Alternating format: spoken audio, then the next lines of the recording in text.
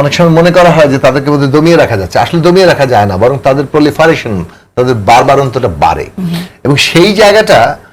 এখানে ঘটেছে। এবং তারা যেহেতু নানা ধরনের সামাজিক কার্যক্রমের মধ্য দিয়ে যায় এবং ধর্মীয় মানে প্রাতিষ্ঠানিক কাঠামোটাকে তারা কাজে লাগাতে পারে, হ্যাঁ, মানে মসজিদ থেকে শুরু করে আপনি যে কোনো ধরনের ধর্মীয় চর্চার মধ্য দিয়ে এটা কাজে লাগাতে পারে, ফলে তাদের মানুষের সাথে গণসংযোগের জায়গাটাও ছিল, যেমন বিশ্ববিদ্যালয়ের ছাত্রদের ক্ষেত্রে। এই ঢাকা বিশ্ববিদ্যালয় ধরেন অনেকগুলো কারণ আছে, তার মধ্যে 13 মাসে মানে ছাত্র রাজনীতি নিষিদ্ধ করতে হবে বলে বাকি ক্রিয়াশীল ছাত্র সংগঠনগুলো ঢুকতে পারে নাই, কিন্তু ইসলামী ছাত্র শিবির কিন্তু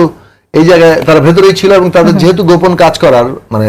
আন্ডারগ্রাউন্ড কাজ করার দারুণ স্কিল এবং মেকানিজম ডেভেলপ করেছে, তারা কিন্তু এই সময়টা কাজ করেছে, এবং কাজ করে তারা নানা ধরনের সোশ্যাল সার্ভিস অ্যাক্টিভিজমের মধ্য দিয়ে তারা ছাত্রদের সাথে অনেক নৈকট্যের জায়গা ছিল। মানে কি কি হয়েছে ওটা বাদ দিলেও আমি এই একটা জায়গায় পার্থক্য কিন্তু অন্য ক্রিয়াশীল দলগুলোর ক্ষেত্রে আছে। তারা অনেকে ক্যাম্পাসে ঠিকমতো অ্যাক্টিভিটি চালাতে পারে নাই, রিক্রুটমেন্ট, ছাত্রদের সাথে সংযোগ, এই জায়গাটার ক্ষেত্রে একটা অসম জায়গা আগে ভাগেই তৈরি হয়েছে।